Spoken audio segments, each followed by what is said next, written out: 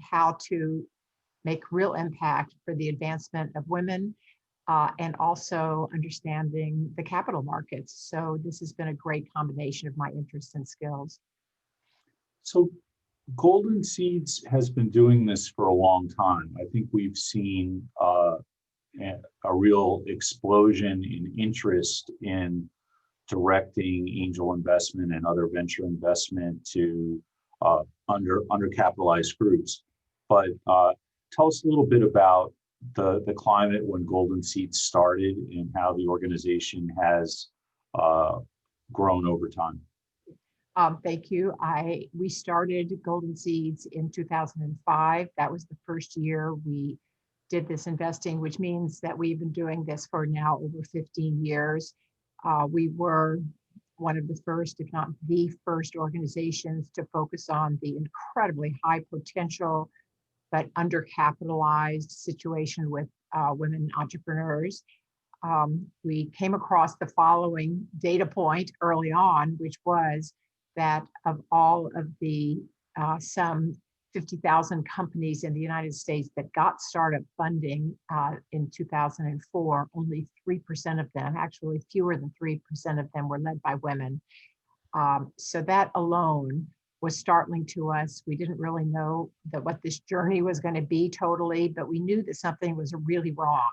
We knew that women were starting about 30% of all companies in the country. And yet we're not getting funded. So we started with that data point, feeling surely we can do something to fix this. And talk about what it was like in the early days of doing that, and how you have evolved your processes around your pipeline, soliciting deals, assessing deals, and what's changed in 15 years. At the very beginning, we had to learn how to do this work, because we had whatever skills we had, but we had not spent our lives working with startups, even understanding the challenges of entrepreneurs. So we had to learn that. And we started by just talking to entrepreneurs. We opened our doors here in New York City, first of all, encouraging women entrepreneurs to come and see us with the understanding that we were determined to help them find funding. What we learned at that time was that people started flying in from all over the country to see us, because they learned that there were some women here in New York that were interested in funding women entrepreneurs. And that spoke volumes to us. We realized it was such an underserved market. And it almost seemed impossible to believe that women from the middle of the country were getting on a plane just to come and meet with us. So we realized we were on to something really huge.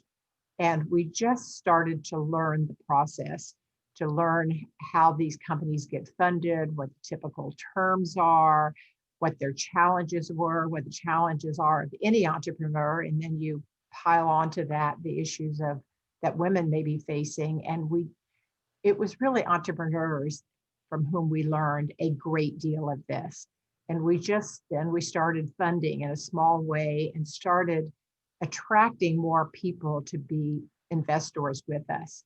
So now that we're into our 16th year, we have had over 850 investors over this period of time. Some come, some go, some come back, but it's basically a big angel network. And we have been doing this now for a long time, and have learned a lot through really the efforts of these many hundreds of people who have jumped in and participated. So can you talk a little bit about the numbers, the scope, the number of investments that you've done? I had the privilege to attend one of your pitch events. And saw a few companies, including somebody that flew in from the West Coast. And at that time, I think it was well over 100 companies invested. But can you share with the audience sort of those numbers and how they've grown? Sure. So we're in our 16th year. As I said, we have invested in nearly 200 companies at this time. We've invested $135 million. We see about 1,100 or 1,200 companies a year. Many of those companies come through our office hours program, which I'll be happy to talk about at Yeah. one point here. But and of those, many of them actually do apply for funding and go through our whole process. So that's the highlights. Mhm. I will say that we also do have funds as well as individual investors. Principally, the great majority of the investing is done by the members of our angel network who write checks to invest in these companies. Mhm. So more than 75% of that investing is done by individuals making individual decisions to invest in these companies. Right. And then you offer a fund for people that want to enjoy the benefits of the portfolio without having to do the angel labor. Is that right?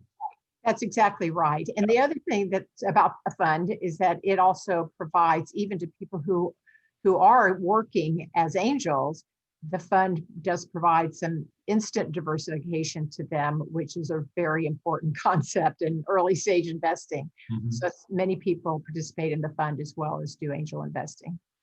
So can you talk a little bit about what kinds of metrics you apply to the work that you're doing on how you're serving the community and how you're driving opportunity for female founders?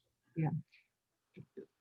Obviously, the work we do here at Golden Seeds is our principal activity day to day, but we carefully follow the progress that has been made in the funding of women entrepreneurs, both at the early stage and later stages.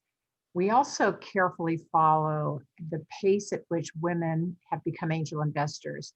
So while we do not expect women to be the only people investing in these companies, and we certainly feel that these companies should attract investment from everyone, Mhm. we do know that it has been the leadership of women that have stepped up and drawn attention to these companies. So the first metric is that the 3% number I mentioned earlier, which was in that year, 2004, Mhm. only 3% of all funded companies were led by women. In 2019, that improved to 19%. So it's very much better. It's not good enough.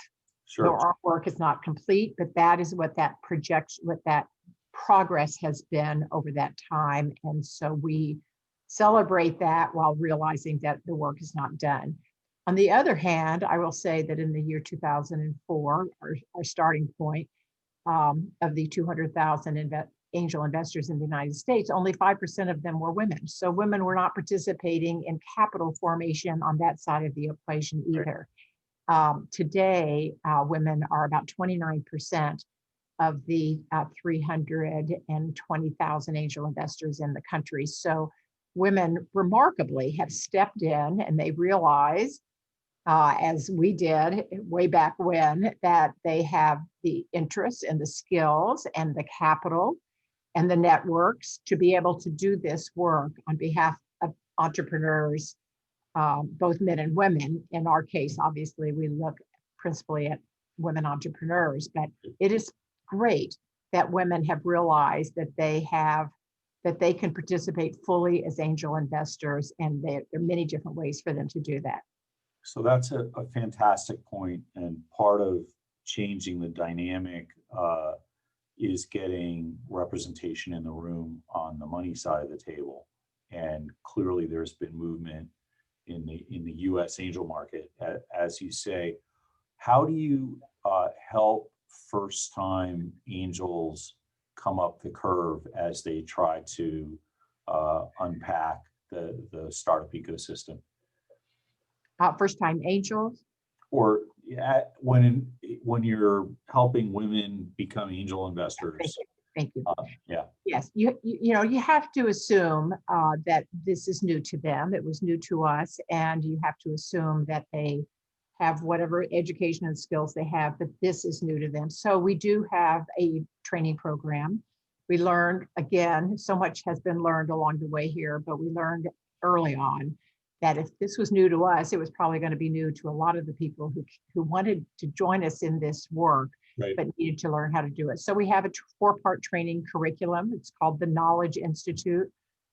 We it is principally our members who take these courses, although they are open to people who are not members of Golden Seeds. And we teach people the basics on angel investing. It also gets deeply into studying cap tables and term sheets, because that's what we confront when we are doing angel investing. We need to evaluate those things. It also talks quite a lot about how to do due diligence. We have an entire course dedicated to due diligence, and in particular, the way we feel it is a good approach, but it is not all that different from other groups. We also talk about governance and boards. I would say, having attended a number of different angel investment reviews, that you are at the more disciplined end of the spectrum, in my experience. Thank you. And our final course, I'll just jump in and say, is also about governance and boards, because once we get involved with these companies, it is critically important for them to have the kind of governance that will assure that they're focusing on the right issues, that they construct boards that are going to be useful to them. And over these years, many of our members have in fact joined the boards of these companies. Fantastic. Certainly Board Plus Plus is a big believer that that's a point of leverage. Right. Can you talk a little bit about how the national network of Golden Seeds has grown? So you started in New York, and now you're in a number of cities. What has that growth looked like, and what helped you decide which cities to enter when, and what's that look like? Sure. It might be worth saying that the long history of angel investing is very local. The concept of angel investors from the early days is that the angel investors in pick a city, Pittsburgh, Sure. were very interested in supporting economic growth in that city and creating job development in that location, often in combination with government entities. So there's a local thing about angel investing over time. So Golden Seeds, like many things we've done at Golden Seeds, we just did it a bit differently, because in our quest to find the best women-led companies we could, we realized that there are great women-led companies all over the country. And we don't have data on this, but our observation is that women who start companies, first of all, they may very well have many other obligations in their lives that prevent them from even considering moving to another location where there's a hotbed of angel activity. Right. We realized that we were going to have to go create a footprint in various cities so that we can find the great companies that are there. Because even though there have been companies that fly into New York to see us, and still do, it is more likely that they are going to come to us if we have some local presence, even within a 5-state area, where that we have some presence where they can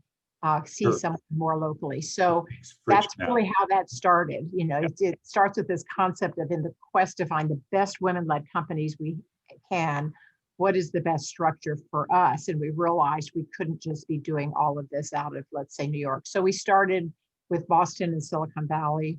Shortly after that, we now are also in Houston and Dallas. We're in New Jersey, Atlanta, and Arizona now. So if someone wants to take learnings from how you've created this angel network that targets women and applies it to their country, their market, their undercapitalized, underserved group, what advice do you have for organizers that are trying to move the needle in that way?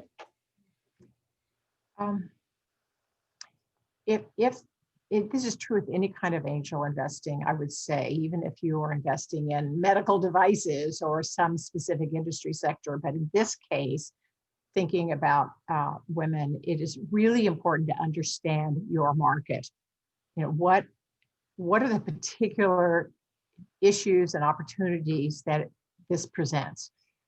we certainly started by trying to understand how is it that women were not getting funded and what are the barriers that they have faced, or either how have they held back and not jumped in to learn how to do this. So we started by totally focusing on the marketplace that we're attempting to attract and tackle.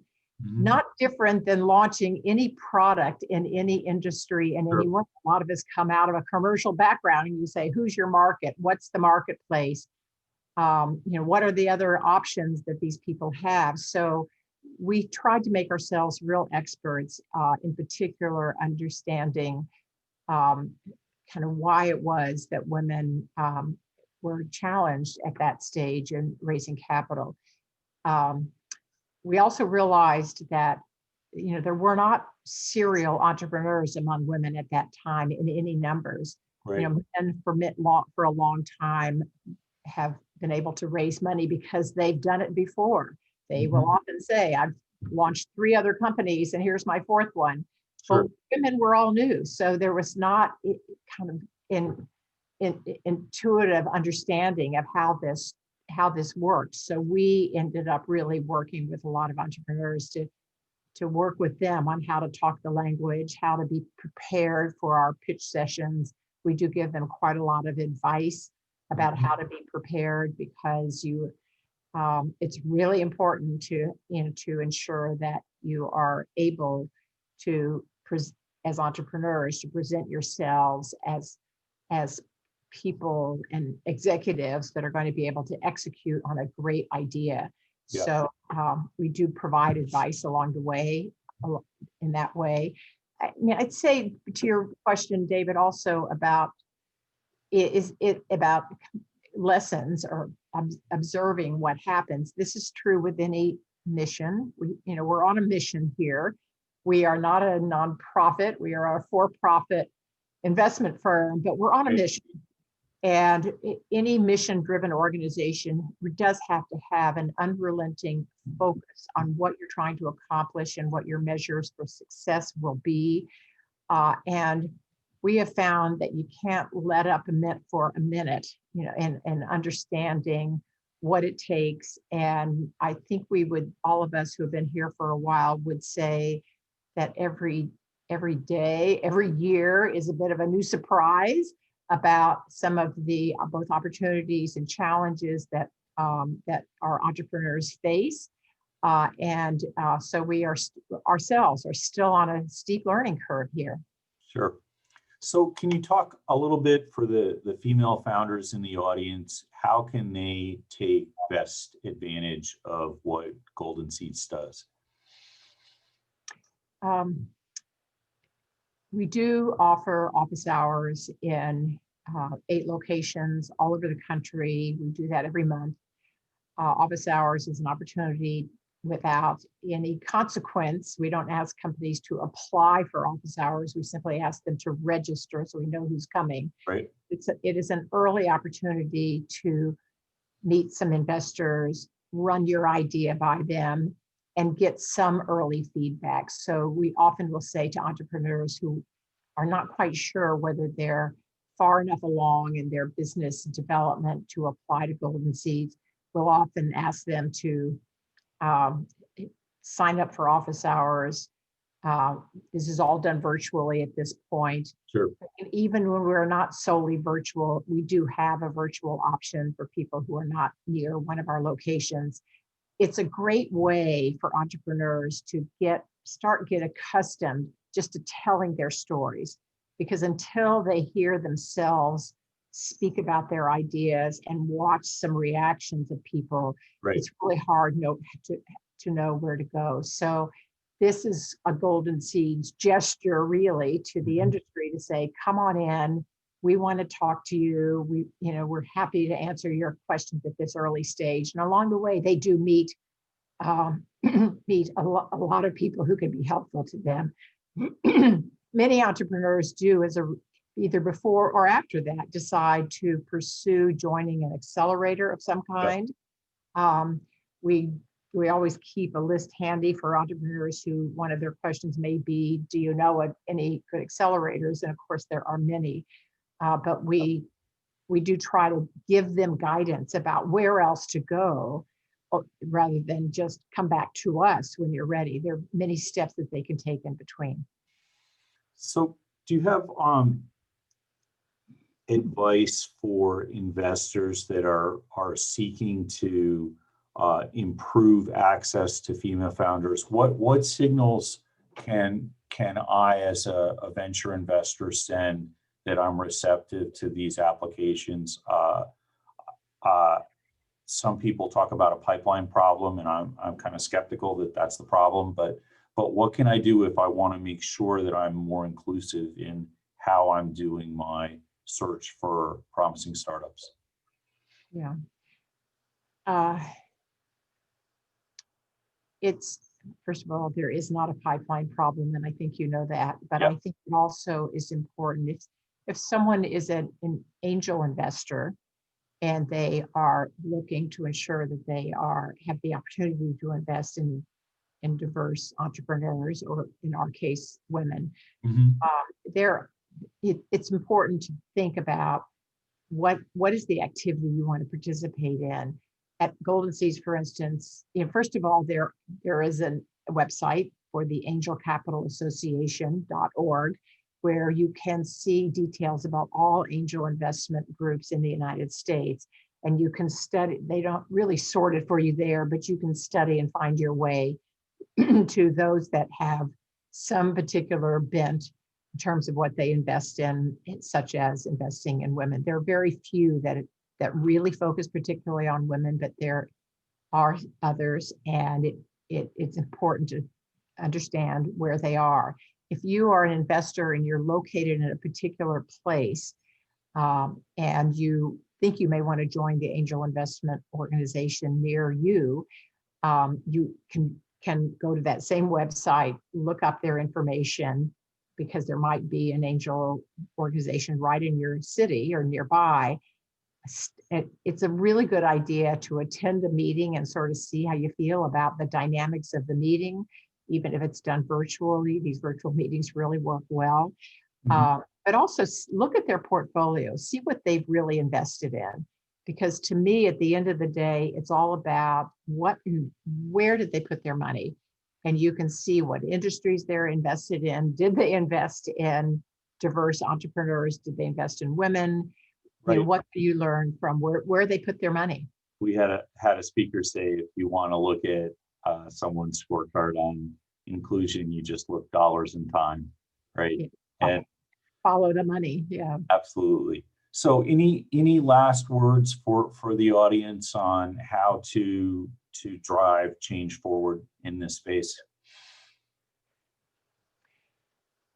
Like anything that is mission driven, it takes a lot of intentionality. You can just get swept into the way it's always been done, or you can say, I have this intentionality. I want to invest in women. I want to invest in entrepreneurs of color. I want to invest in Des Moines, Iowa. I mean, it could be whatever your intentionality is, but it's very important to be clear-headed about what that is, because I think all of those opportunities are out there, but you won't necessarily land there without doing your research to figure out, how do I get there? And then to kick the tires, figure out, do I like the way just because they invest in a particular thing doesn't mean that the way they go about doing it is necessarily the way you want to participate. So it like anything, you would want to evaluate, how do they do this business? How do they make their decisions? Who's leading the organization, and do I think they're taking it in a good direction? And so there's many other layers to a decision. And these are not tiny decisions, because to join an investment group, an angel group is the phrases we generally use, but Sure. To join one, it is a decision to take your own hard-earned capital. That's what angels do, write checks. Yep. And spend a lot of time evaluating. So it's a real commitment of your time and treasure, as they say, to participate. So it's worth doing some homework and visiting a few different groups. and kind of developing where do I think I could be a really good fit and have something to add. Fantastic. Loretta, thank you so much. It's great to see you, David. Good luck with the session.